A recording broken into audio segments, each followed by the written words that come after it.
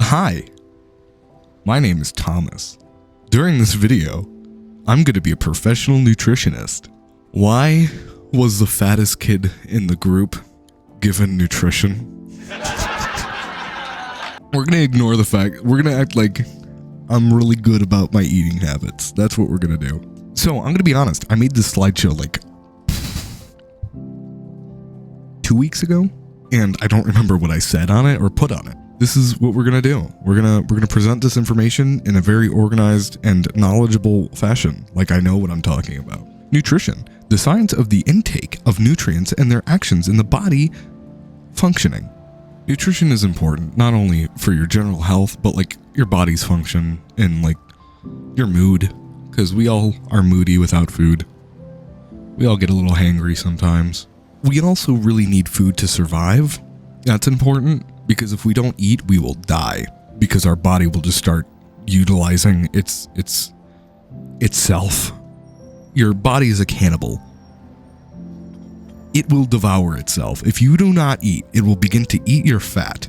And if it eats, that sounds like a great thing. But you need fat around your organs and stuff because that protects your organs. And if you start eating away at that, then ow.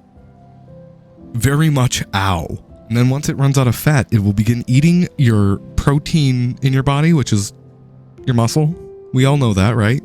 I'm totally ignoring the fact that there's a bear next to me. This is...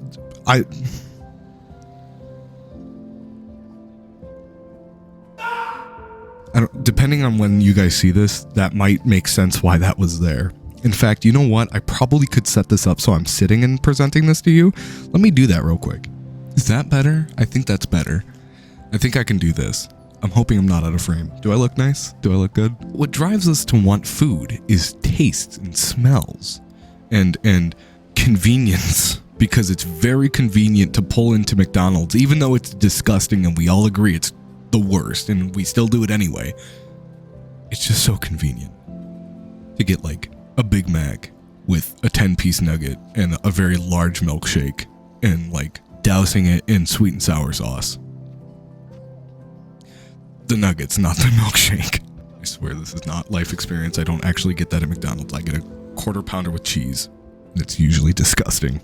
But sometimes when it comes to food, sometimes it's not unhealthy eating that drives us. It's healthy eating because we're so self-conscious in how we look.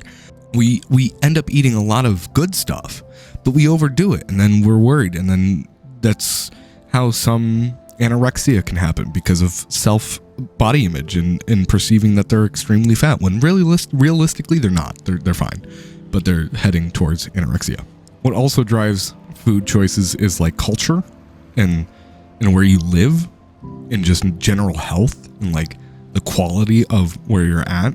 Definitely know what the word satiety means, because if you don't, I didn't. I actually forgot about the word since nutrition, but remember satiety? Do you remember that word? Did you know that word before this class? Because if you did, you get a gold star. Satiety is the like sensation of feeling full. So we all want to reach satiety, right? We all want to get to that point where we feel stuffed and we just don't want to eat anymore. Now, I hate reading the PowerPoint because I assume I'm probably going to put the PowerPoint up somewhere here. I don't know. We'll see. But nutrition status can be defined as the physical result of the balance between nutrient intake and nutrient requirements. I would make sure you know that nutritional status. That's the definition, because it is a word that is bold. I also looked at her PowerPoints and it kind of is that information. Nutrients. Nutrients. What is nutrients? Because we should know that to a T. Substances found in food that the body needs for health and growth as well as for maintenance. That makes sense, right? You knew that? I knew that. I totally knew that. Nutrient density refers to the ratio of good nutrients to the calories a food contains. Now, I know that sounds weird, and if you don't understand what that means, don't worry, neither do I, unless I'm the only one that doesn't know what that means, and we're fine. I'm going to present this photo up because I think it's cool. It really lets you visualize what protein, lipids, and carbohydrates are, if you didn't already know that. Newsflash, you need all three. Your keto diet is insane. Now, I could sit here and tell you everything that's on this slide, the carbohydrates, the proteins, the lipids. I don't feel like telling you what that is, but I will run through like the important information that we should know is like macronutrients. That is carbohydrates, proteins, and lipids. That is the macronutrients. And you knew that, I knew that. I don't know why I'm wasting my time with this. But on average, you should probably know maybe that men need 2,400 to 3,000 calories per day on average, on an average man, not Luke. Luke is stronky and he definitely needs more than that. Once you start hitting the age of 50 though, that number tapers off. Same for women. Women need about 1,600 to 2,400 calories a day. But you should also know what a dietary fiber is, which you probably do know what that is and can guess what it is if you don't know. But specifically, it's a polysaccharide carb, which means it's just a lot of monosaccharides put together, which takes it harder. It takes longer for your body to break it down. I have to burp so badly, but it won't come up. It's a bunch of monosaccharides put together. Your body has to break it down so it can go to polysaccharides, to disaccharides, to monosaccharides, and then your body can ingest it and utilize it because it can't utilize the polysaccharides. It has to use that monosaccharide. Once that monosaccharide goes in, I'm getting ahead of myself. Run it back to dietary fiber. It's a polysaccharide carb, and it contributes to disease prevention when you gotta go poop. It helps poop come out so you don't get constipated. We don't want to be constipated. We need proteins because they have amino acids. Remember that from anatomy and physiology. We need a recommendation of 56 grams of protein for men and 45 grams for women. Because science is sexist. I really hope this is entertaining. Now, what in the world is lipids? I don't know, so we're going to refer to my handy dandy slideshow to figure that out. Storage system of the body. Nice. Now, I don't remember learning this, but it is true that saturated fats store as many hydrogen ions as possible. So that's what saturated fats are. I don't know why I'm just now picking up on that. I don't know why. I genuinely don't. I didn't know that. I probably did back then, but it probably just left my brain because I stopped focusing on it. But basically, lipids are used for hormones and nerve impulse transmission because it is like the myelin sheath, I believe, to cover the nerve so that way nerve impulses can transmit faster and safely and not intertwine with one another. It's also good for tissue integrity because your entire subcutaneous tissue, it's all through your body, everywhere. Lipids come in 3 different types, like different styles. We have options. They come in triglycerides, phospholipids, and sterols. Now, we did go over micronutrients, and that's going to be important to memorize too. So when it comes to fat-soluble vitamins, you're going to want to remember that it is A, D, E, and K. This is so inappropriate. You could use a deck. A deck. I said deck as in like a poop deck. Yes, a deck. We can use that acronym to remember what our fat-soluble vitamins are. Now, for our water-soluble vitamins, that is B and C. And do you remember B12 from protein? Because we need that for something?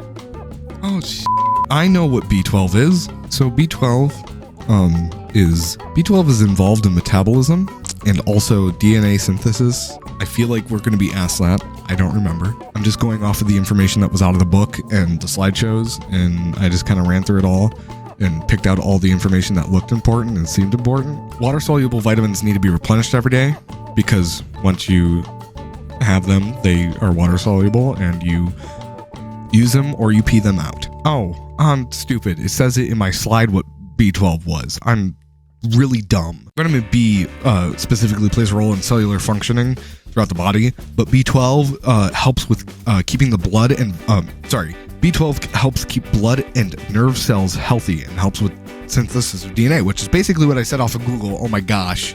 Vitamin C plays a significant role in tissue healing.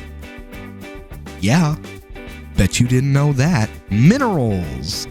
Minerals are fun. That's our electrolytes because, no, that's not our electrolytes. Yes, it is. God, I'm tossed up today.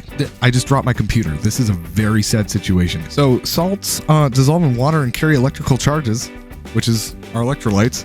Fluid balance is also important for acid-base balance and metabolic function. And then for pregnant women, you should definitely remember that they need iron-rich foods and folic acid in their diet. Vitamin C is used to facilitate iron. Oh my lord! There was a thing that we had to do that told us the vitamins and what they were. Oh my god, that was so important. It was so useful too. It had like a list of like the vitamins and what they were used for. I will have that at school when we're doing the presentations. We'll talk about it. We'll talk about it.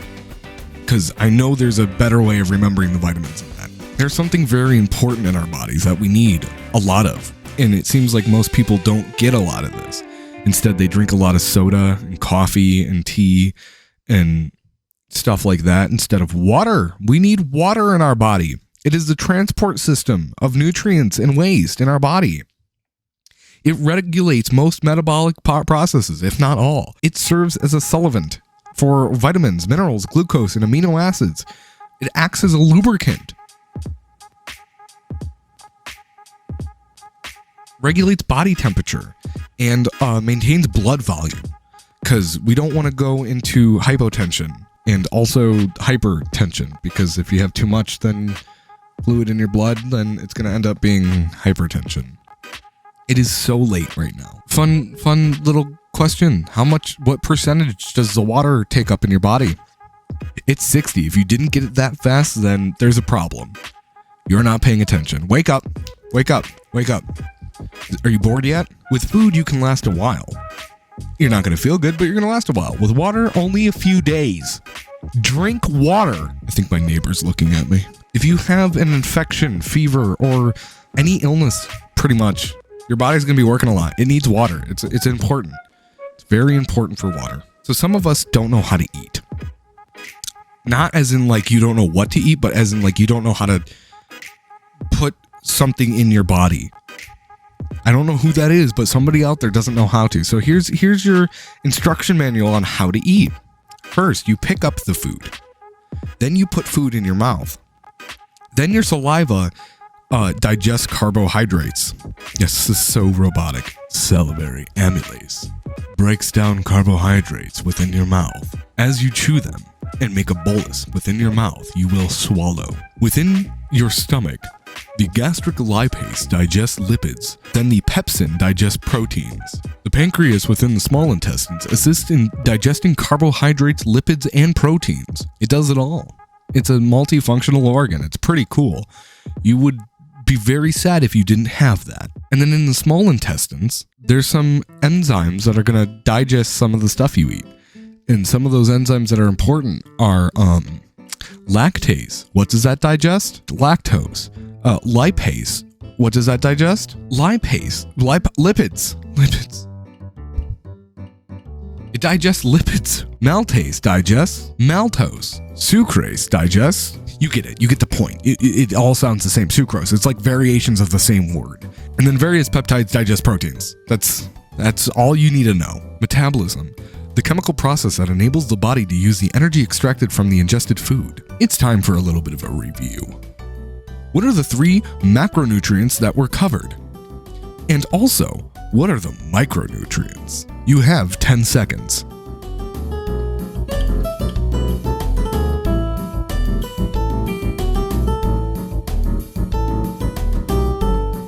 The macronutrients were carbs, proteins, and lipids.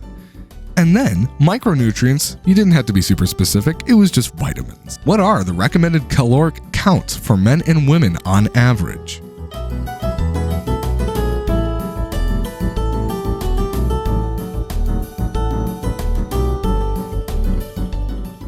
The answers are: men 2,400 to 3,000 calories, women 1,600 to 2,400 calories. What are the fat-soluble and water-soluble vitamins?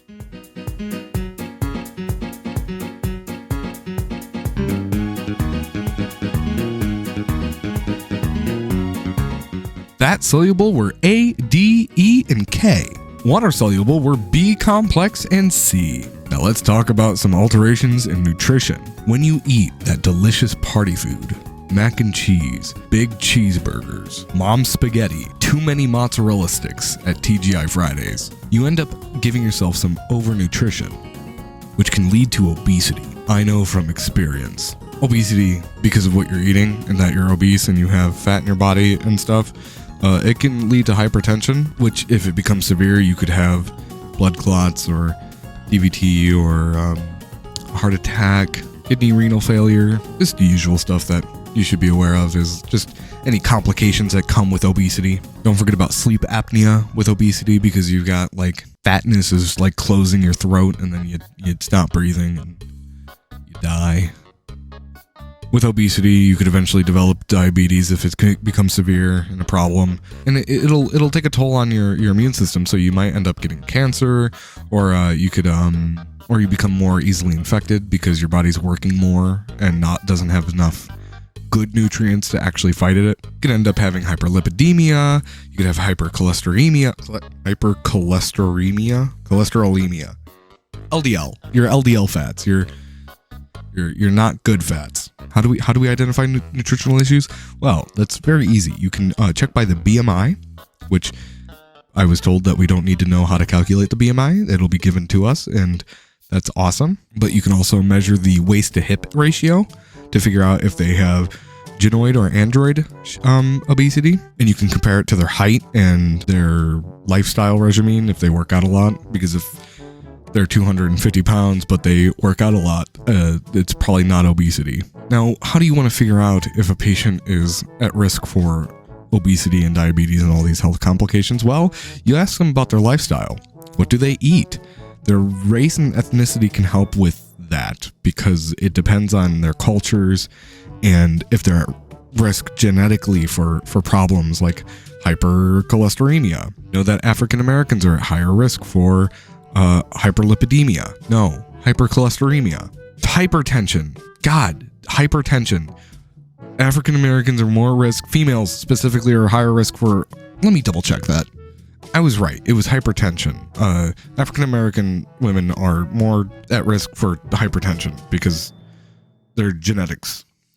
Family history, you got to ask them that because their family history could lead you to believe other things like a risk for diabetes or just their lifestyle and their cultures and previous health issues. And you could look at the previous family records to determine maybe future problems with the current patient. I don't know. Can you do that? Is that a violation of HIPAA? I think that's a violation of HIPAA. Also, see if you can talk about their financial situation, if you can get them comfortable enough to talk about that. And socialization. Are they active? Do they socialize? Do they get out and hang out with friends and party? And party maybe a little too much with a little bit too much beer and too much food. And yeah, more than 1/3 of the U.S. is obese.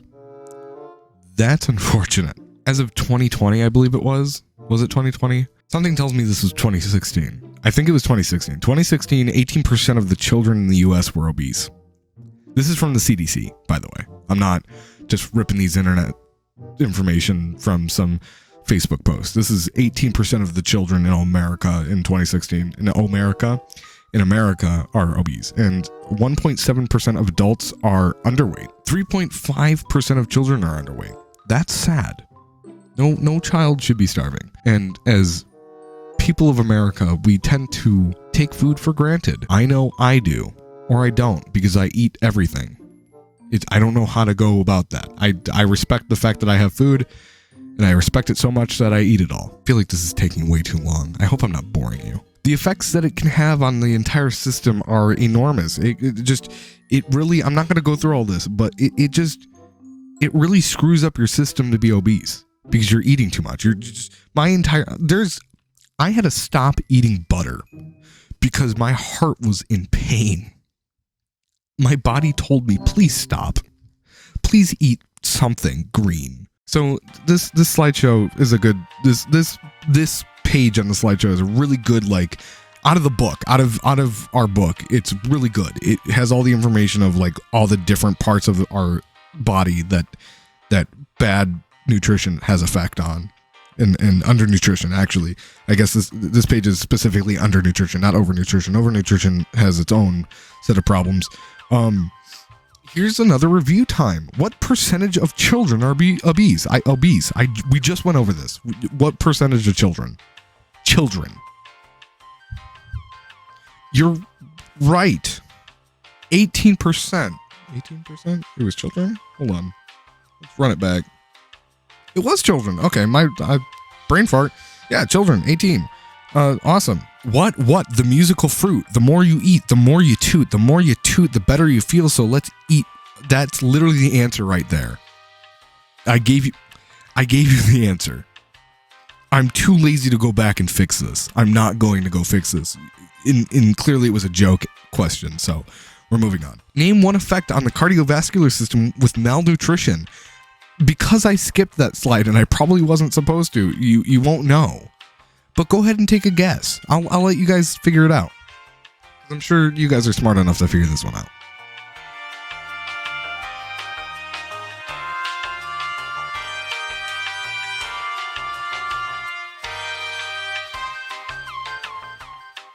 You're wrong. It's dysrhythmia. I don't know if you're right. This is recorded in the past. I really don't even know if you said anything at all. Maybe it was just awkward silence in the room. But it was decreased heart rate, blood pressure, enlarged heart failure, dysrhythmia, all the cool stuff that the heart can do. Concepts related to nutrition. I'm not going to read all this because this is no fun just reading all of it. Fun fact. Did you know your entire digestive system is about 30 feet long if it's spread out in a straight line? That's from your mouth to your anus. Of course, we all know that drinking fluids and getting some fiber in will help with elimination, and that'll make it nice. And if you need laxatives, you want to stop when you finally have your bowel movement, because if you overdo it, then that's a problem. And then you become addicted to laxatives. It is an addictive medication. You cannot stop once you start.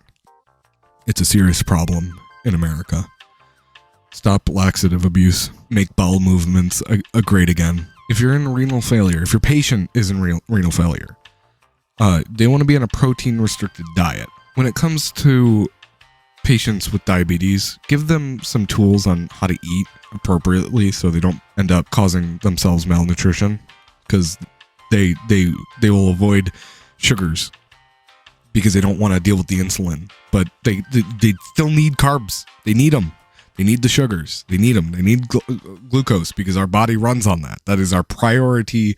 That's our main component of energy is glucose. Increased sodium can lead to hypertension. I think that's been drilled in our heads. I don't need to say that.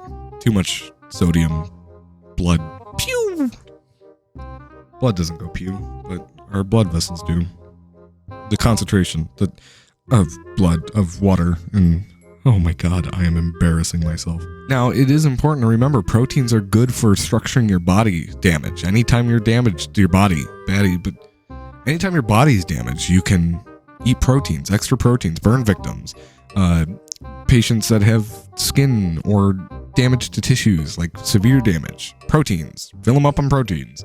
It'll really help. What type of diet is suitable for a renal failure patient? Just went over this. If you're not paying attention, clearly either I'm too boring or you guys aren't paying attention to me. Protein restricted diet. Yes, you guys are smart. You're so smart. What are some lab values to remember? Well, this is a good one. You might want to write this one down because I feel like she's going to nail us with this because these are important. Albumin is 3.5 to 5 grams per liter. You want that. You need albumin. Pre-albumin should be 150 to 350 milligrams per liter. Transferrin should be more than 200 milligrams per deciliter or deciliter. I'm going to say deciliter. I think it's deciliter. Your total lymphocyte count, TLC. That's my initials. Tender love and care. 2,000 to 3,500 cells per MM3. Millimeters cubed? Cubic meters? Is it cubic? Is that? Oh God, I'm so embarrassed. You guys are laughing at me. Cholesterol should be 160 to 200 milligrams per deciliter. That is important. You need cholesterol.